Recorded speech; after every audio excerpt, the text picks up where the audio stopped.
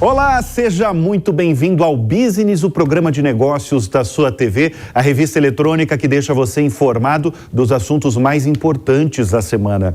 Eu sou Bruno Meyer e vamos aos destaques de hoje.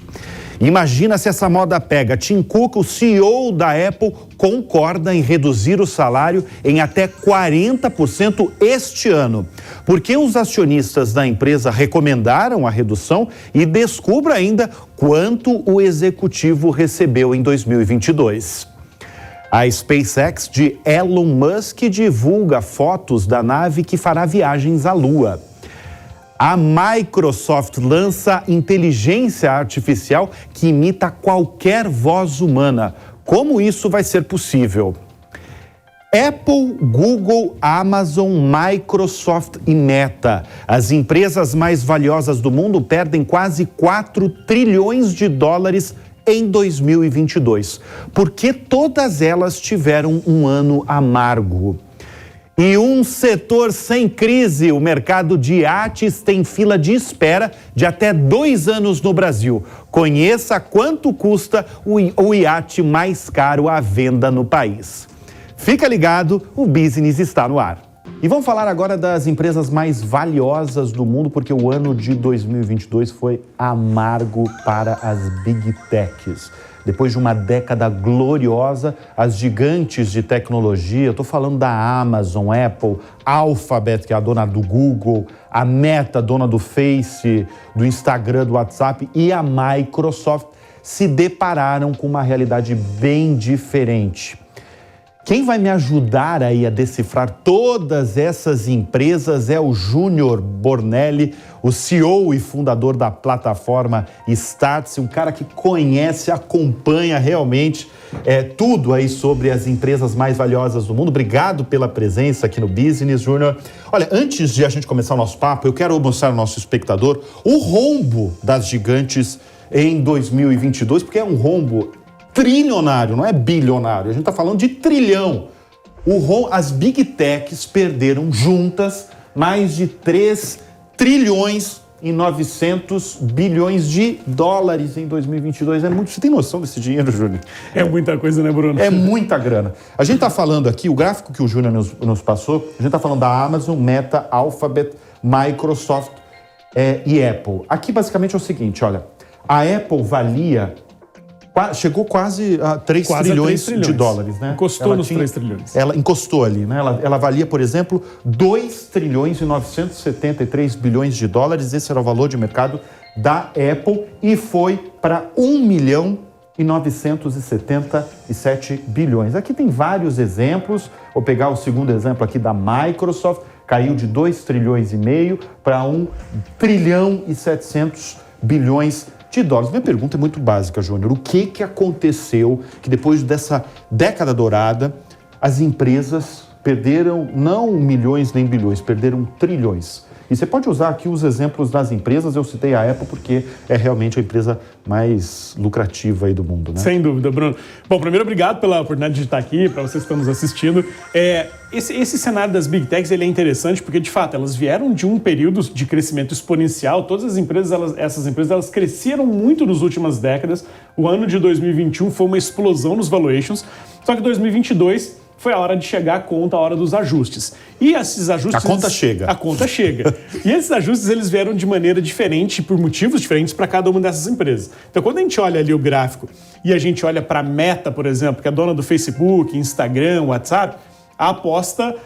o problema foi que eles apostavam em algo que não se concretizou ainda, que é a criação do tal do metaverso. Do metaverso, exatamente. E foi muito bom você chamar, porque eu olhei o valor de mercado, né? Uhum. Mas, na verdade, a Meta foi a maior queda de todas. Exato. Porque tem na porcentagem aqui, 54% ela caiu o valor de mercado dela, né? Proporcionalmente foi a que mais caiu, porque o mercado ele é cético ainda em relação à construção do metaverso, que até agora só o Mark Zuckerberg continua acreditando que vai ser capaz de construir um metaverso como ele imagina, um mundo virtual onde as pessoas vão viver diferente, se encontrar de uma maneira diferente, e ali foi esse o motivo de perda de usuários, gastando dinheiro demais para construir esse metaverso, e aí os investidores, o mercado não acredita que isso vai acontecer, jogou o valuation da empresa lá para baixo. Mas será que você acompanha mesmo as empresas?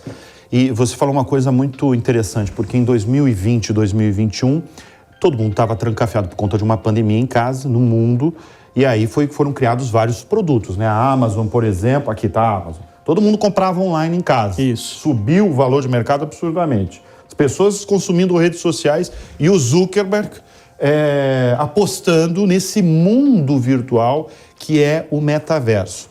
Mas isso é perdido, esse metaverso? Qual que é a sua análise assim, do futuro do metaverso? Ótimo. Porque tem muito... Eu inclusive dei no Business recentemente os investidores importantíssimos, investidores da Meta mesmo, que apostam na empresa, que falaram, olha, metaverso ele devia desistir porque a empresa está com...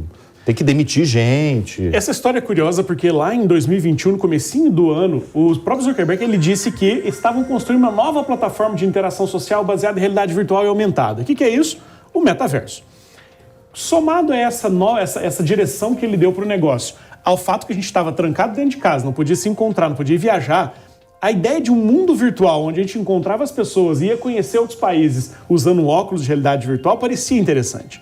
Só que quando o mundo voltou ao normal, as pessoas voltaram a sair de casa e se encontrar, essa coisa ficou muito distante. Pô, eu não queria encontrar o Bruno só no virtual, eu queria encontrar no presencial.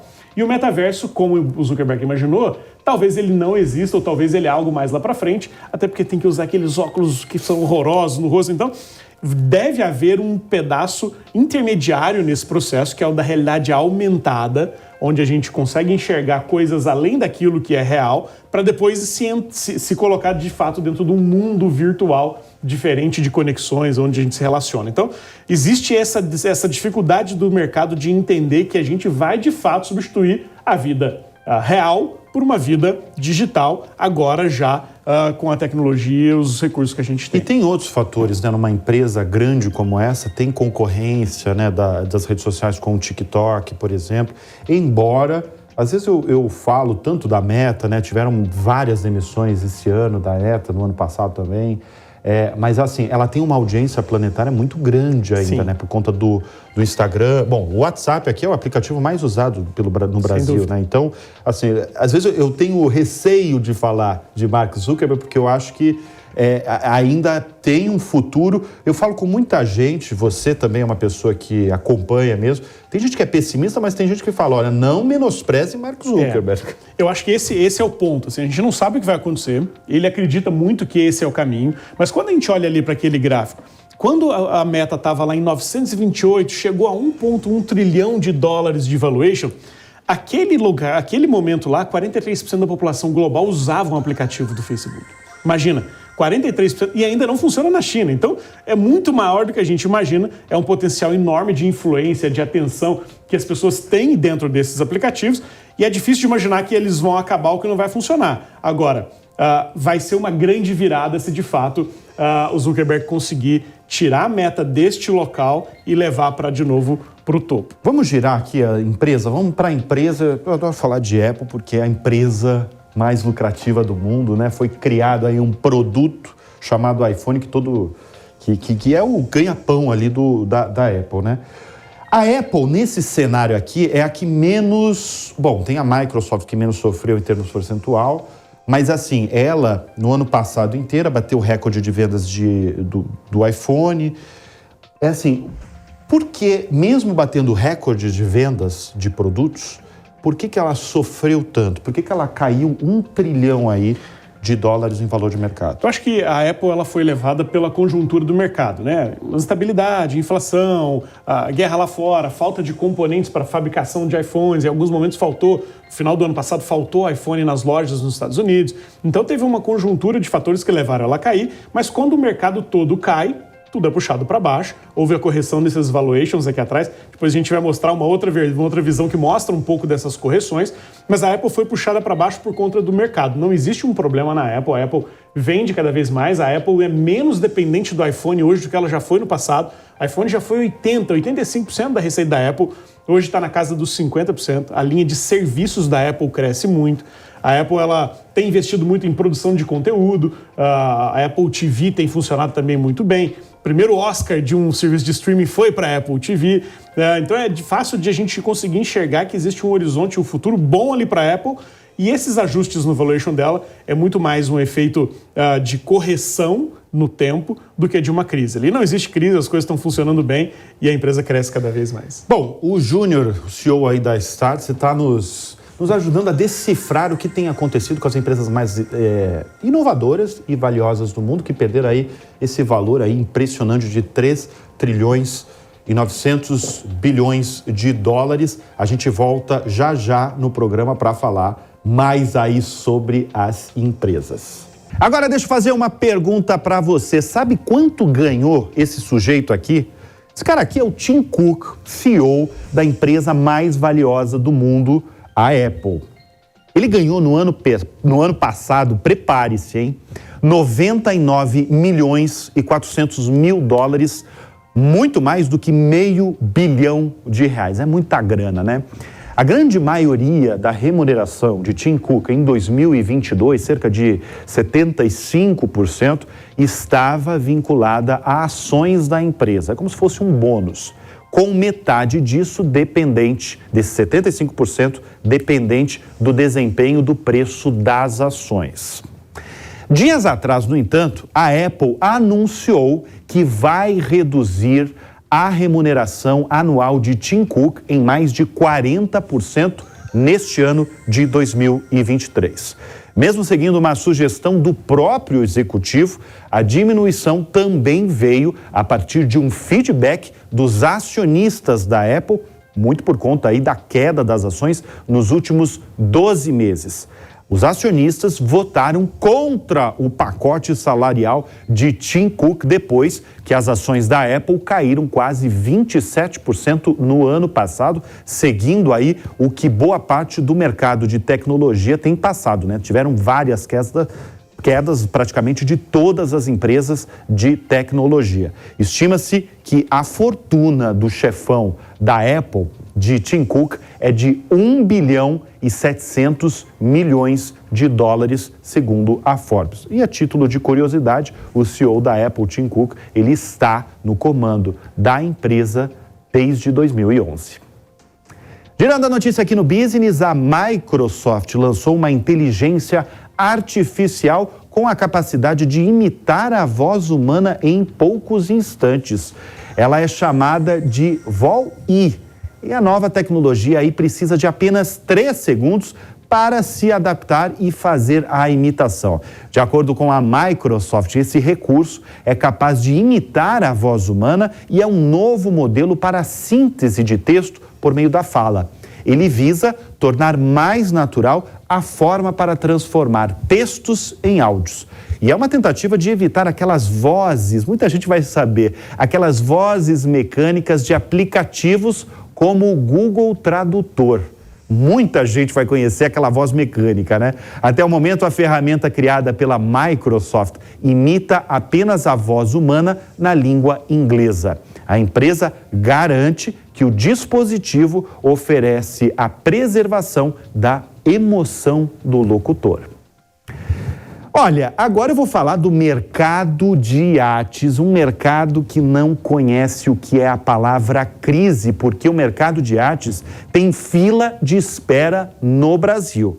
E se você está pensando aí em comprar um iate, pode ter uma dose de paciência ou até pensar 2 vezes, sabe por quê? Porque para adquirir uma embarcação de alto padrão aqui no país, a entrega pode chegar a 2 anos. Para surpresa de muitos, o preço e o prazo de entrega não tem dispensado clientes. Como eu falei, não tem crise não, porque desde 2020, quando foi lançado, eu vou falar agora de um mega iate, tá? O mega iate 27 metri, que é da marca italiana Azimuth, já vendeu 12 unidades no Brasil, sendo que ainda há 4 clientes ainda aguardando a entrega. E sabe quanto custa esse iate que vocês estão vendo aqui no telão do Business? Sabe quanto custa esse brinquedinho aí?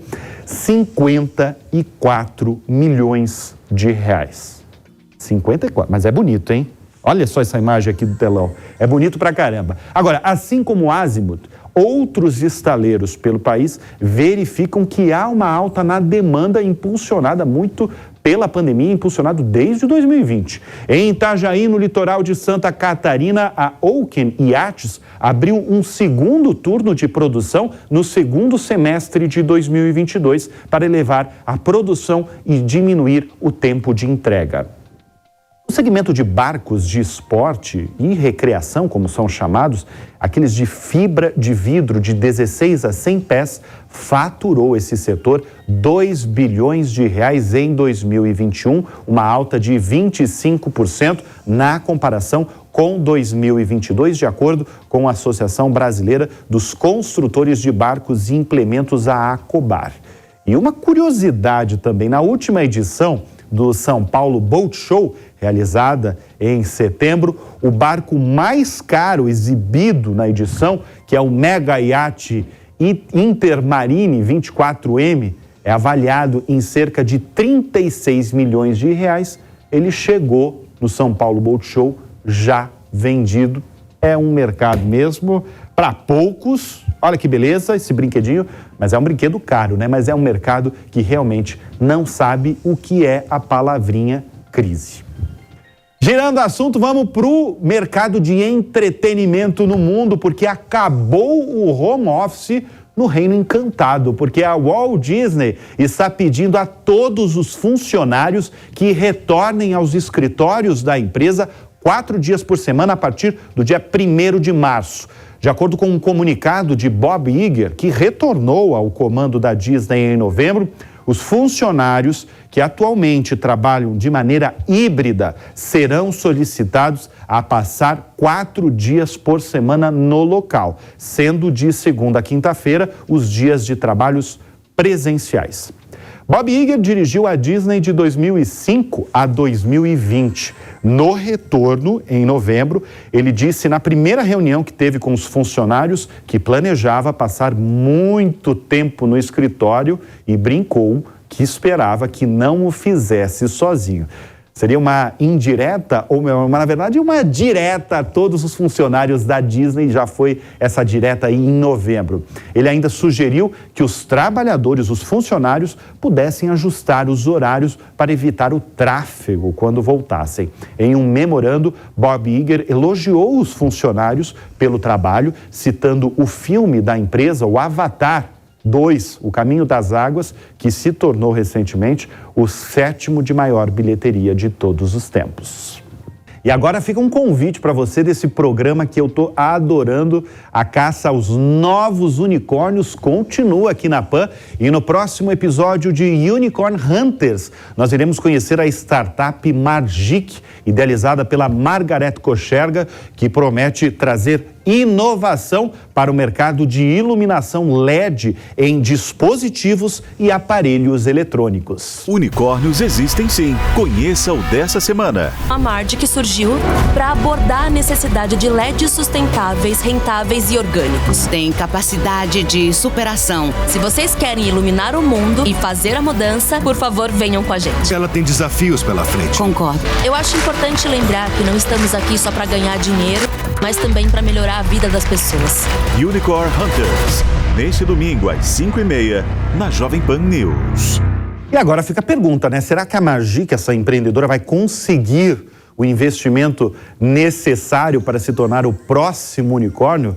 Isso é um grande lance desse programa. A gente vai conhecendo um monte de startup, ideias muito inovadoras, empresas e empreendedores com ideias que revolucionam. Mas não basta ter só uma ideia, tem que ser a ideia para convencer os jurados e convencer os espectadores, porque os espectadores têm um papel fundamental neste programa. E você pode descobrir assistindo o próximo episódio de Unicorn Hunters aqui na Jovem Pan News e também pelo streaming Panflix no seu celular. Bom, e a gente volta a falar aí com o Júnior Bornelli, CEO da Startse, sobre as empresas mais lucrativas do mundo, o que está acontecendo com elas, porque teve o Júnior, na verdade, nos trouxe esse dado aí da perda de quase 4 trilhões de dólares em 2022. Eu vou chamar uma outra arte aqui para a gente entender o que está acontecendo com Amazon, Microsoft, Google e Apple. Na verdade, você queria Você queria mostrar aqui alguns dados, né, Júnior? Eu acho que é interessante a gente aqui, olhar... Aqui é a lombada mesmo, desde 2019, subindo, Isso. Pandemia e a queda. Isso aí. Né? Acho que esse é o efeito interessante. Quando a gente olha o recorte de 2019 para 2022, sem essa curva enorme em 2021, você vê que esses valuations eles são crescentes. É uma linha que continua crescendo, como você pode observar aqui no telão e pelos valuations das companhias. Agora, o interessante é que neste recorte de 2020 a 2022... houve o que a gente chama do período da lombada da pandemia, onde se criaram miragens no mercado. A miragem, o que é? Algo que a gente imagina que existe, mas quando você chega perto não é aquilo que parecia ser. Então, por exemplo, no e-commerce, todo mundo quando estava na pandemia só podia comprar pelo e-commerce, as lojas estavam fechadas, não dava para ir comprar no varejo físico. O mercado entendeu que existia uma miragem ou existia um futuro onde 100% das pessoas comprariam online. Quando as coisas voltaram ao normal, a gente viu que não era assim. Então, aquele valuation da Amazon, que foi lá para cima, e de outras varejistas, Magazine Luiza, enfim, voltou para o patamar que estava antes, continuou estável. Ou seja, houve uma correção, um momento onde as pessoas imaginaram que o mercado seria diferente, mas o pêndulo do mercado chegou no momento certo, parou no ponto ótimo e as coisas continuaram assim. Mas seguindo esse raciocínio, então, na verdade, foi uma miragem em todas essas empresas, porque todas caíram. Exatamente. Porque... Então, na verdade, quando atingiu o pico ali...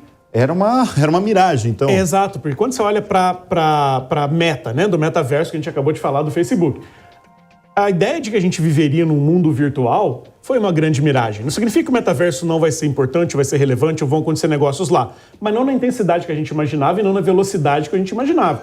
Ele vai continuar a existir, ele vai crescer sim, mas não nesses patamares que foram agora. A mesma coisa a Microsoft. Cresceu, avançou, comprou o LinkedIn, comprou plataformas de jogos, entrou nesse mercado, dizem que vai comprar a Netflix, mas também não é aquilo que imaginava ser, ela voltou para o patamar correto. Então essas empresas, quando a gente olha o valuation delas de 2019 e 2022, ele é um valuation que continua crescendo como crescia no passado, mas sem esse sobressalto que deu durante a pandemia. Agora, uma pergunta importante, essa perda de quase 4 trilhões de dólares... Eu falo porque eu me impressiono com esse dinheiro. Com esse dinheiro. Em um ano, ela, de certa forma, ela pode frear aí a inovação dessas empresas, porque é o seguinte, todas essas empresas se tornaram as maiores empresas do mundo por conta de inovação. Sem dúvida. Elas são sinônimos de inovação. A Amazon, a Microsoft, a Google, a Apple...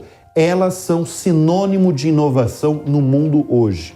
Essa inovação pode ser freada por conta dessa perda? Sem dúvida nenhuma. Quando você olha para a Amazon, por exemplo, a Amazon está perdendo rentabilidade trimestre a trimestre. Começou ano passado com 6% de margem, depois caiu para 4%, depois caiu para 2%, até chegar ao ponto de precisar fazer cortes, fazer ajustes para poder manter essa rentabilidade. E essa manutenção da rentabilidade vem com esse corte de despesas, demitindo pessoas, ou na criação de novas tecnologias, na busca de novos investimentos. Então, isso prejudica, sem dúvida. O próprio Facebook, né, a Meta, investindo muitos bilhões de dólares na criação do metaverso, quando começa a demitir pessoas e ter que cortar um pouco de investimento, desacelera o investimento nessa frente. Então, essa correção desses valuations e essa queda na receita esperada dessas empresas faz com que a gente tenha menor investimento em desenvolvimento de novas tecnologias, assim como no mercado todo de venture capitals e de startups, né, que você fala muito aqui no programa. Quanto menos investimento disponível, menos avanço em desenvolvimento de tecnologia, porque você tem que ter, você tem menos dinheiro disponível para fazer esses novos aportes, esses novos estudos, essas novas pesquisas, e aí a inovação ela tende a frear um pouquinho e ser um pouquinho mais lento. De todas essas empresas, Júnior, que a gente está analisando aí, que são as empresas, volto a falar mesmo, que são as empresas, as maiores empresas do mundo, qual que é a sua preferida? Eu gosto muito da Amazon, porque eu acho que a Amazon, ela criou um grande ecossistema para fazer com que o e-commerce funcione, para fazer com que o cliente seja bem atendido e ele tenha ali o que ele procura. O grande desafio das empresas hoje é uma briga pela atenção do consumidor. Todo mundo quer ter a atenção do consumidor, todo mundo vende por rede social, as pessoas elas estão conectadas ali o tempo todo. Então por que eu vou comprar de uma e de outra não? Porque uma delas consegue prender a sua atenção. A Amazon foi muito bem em criar um grande ecossistema para isso. Então você assina o Amazon Prime, você assina o Amazon Video, o Amazon Music, todas essas plataformas, a Twitch, enfim, tudo que é de entretenimento da Amazon para que você seja direcionado para o e-commerce depois. Ela prende a tua atenção com conteúdo, com entretenimento, e depois ela te joga para dentro do e-commerce. Agora, uma coisa é você falar da empresa, você já elegeu aí a Amazon como a sua empresa preferida? Eu adoro fazer essa pergunta, porque são todas as pessoas, os nossos convidados aqui no Business, são pessoas que realmente sabem do que estão falando e acompanham esse mercado. E muda, entendeu? Tem gente aqui que prefere a Apple, tem gente aqui que prefere a Microsoft. Você preferiu a Apple. Agora, a minha pergunta eu vou inverter em termos de empreendedor. Porque hoje, quando a gente olha para uma Apple, a gente lembra do Steve Jobs e lembra que hoje tem o Tim Cook. A Amazon, que você citou, tem Jeff Bezos e assim por diante. Tem o Google, o Sergey. Quem que é o empreendedor? Para você é o Jeff Bezos? O grande empreendedor? Eu acho que, sem dúvida nenhuma, todos eles são grandes empreendedores. O Jeff Bezos é um grande empreendedor, ele está criando mais de um grande negócio, investe em dezenas de startups que a gente conhece aqui no Brasil, tem vários investimentos feitos pela família dele. Mas como empreendedor, eu ainda gosto de olhar para o Mark. O Mark Zuckerberg, ele é um cara que foi disruptivo lá atrás, ele criou um monte de coisas que a gente não imaginava ter. Ele foi capaz de criar uma plataforma que tem, como eu disse, tem 43% da população global usando seus serviços. E eu acho que a gente deveria ficar de olho nele, porque o Facebook, a Meta, está num momento decisivo. Ou ele vai fazer a grande virada da história, ou ele vai ser um grande case de empresa que teve tudo e acabou como o Yahoo, como o Nokia, como o Kodak, como aquelas que chegaram no topo e desceram muito rápido. Agora, um detalhe. De todas essas que a gente citou aqui, o Mark Zuckerberg é o único fundador da companhia que ainda está no cargo de CEO. Todos os outros saíram. Todos os outros saíram, então, só ele continua nessa posição, o que já foi motivo de discussão também. Será que está na hora de passar o bastão para alguém? Lembra quando o Steve Jobs morreu, todo mundo ficou na dúvida, né? Será que a Apple vai continuar sendo? E continuou, né? O Tim Cook fez multiplicar por 10 o valuation da companhia. Antes de encerrar nossa conversa, o Júnior, qual vai ser o 2023 dessas empresas? Vão continuar demissões? Como é que vai ser? Eu acho que agora elas fizeram os ajustes, eu acho que 2023 vai ser o ano onde elas vão recuperar a capacidade de investimento, elas vão crescer mais, elas vão avançar. Eu acho que tem um desafio enorme do Facebook de saber o que vai acontecer, se conseguiram estancar as quedas ou se ainda vão precisar fazer mais ajustes. Mas eu acho que vai ser um ano agora de um pouco mais de estabilidade para essas empresas, dado que elas fizeram os ajustes que eram necessários em 2022. A Amazon ainda quer demitir, Google ainda não demitiu e ainda diz que vai fazer, mas é importante a gente olhar que os principais ajustes foram lá atrás, os valuations foram corrigidos e agora elas devem voltar a crescer. Muito bem, nós recebemos o CEO da Startse, o Júnior Bornelli. Muito obrigado, nos esclarecendo aí essa perda e o futuro aí das empresas mais valiosas do planeta. Obrigado, Júnior. Eu agradeço, obrigado. E a SpaceX, a empresa aeroespacial do bilionário Elon Musk, presença cativa sempre aqui no Business, divulgou imagens da nave Starship na base da empresa no Texas, nos Estados Unidos. A expectativa é que a nave faça o seu primeiro voo para testar as suas capacidades em algumas semanas. A equipe está começando uma série de testes antes do primeiro voo de teste da Starship nas próximas semanas, informou a SpaceX. Sabe por onde ela informou? Pelo Twitter, claro, a nova rede social de Elon Musk. O Starship é um dos mais esperados foguetes para 2023. Pelo menos por enquanto, é com ele que será feito o envio de astronautas à Lua na missão Artemis 3. Além disso, a NASA, a Agência Espacial dos Estados Unidos, ainda alargou o contrato com a SpaceX para que o Starship também seja utilizado na Artemis 4, que é uma outra missão que levará astronautas para o satélite natural da Terra. Antes disso, porém, a empresa de Musk precisa demonstrar a segurança e a capacidade da nova aeronave, espaçonave, né? Os testes de voo na órbita da Terra, planejados agora para as próximas semanas, fazem parte dessas comprovações. A nave é totalmente reutilizável e tem uma capacidade de transporte de cargas. A meta é carregar mais de 100 toneladas para localidades como a Lua ou Marte. Se o foguete demonstrar que realmente cumpre todas essas com as expectativas, ele se tornará a nave mais poderosa em operação, superando, sabe quem? A NASA. O projeto é financiado pelo empresário japonês Yasuko Maezawa. Ele selecionou entre milhões de interessados 10 pessoas que vão acompanhá-lo nessa empreitada. No total, Ele e os outros tripulantes ficarão uma semana a bordo do Starship, incluído a viagem pela superfície da Lua e a volta para a Terra. E com isso eu me despeço de você e dou um ponto final na edição do Business dessa semana, sempre agradecendo a sua audiência, a sua confiança. A gente volta na próxima semana. Até lá. Tchau, tchau.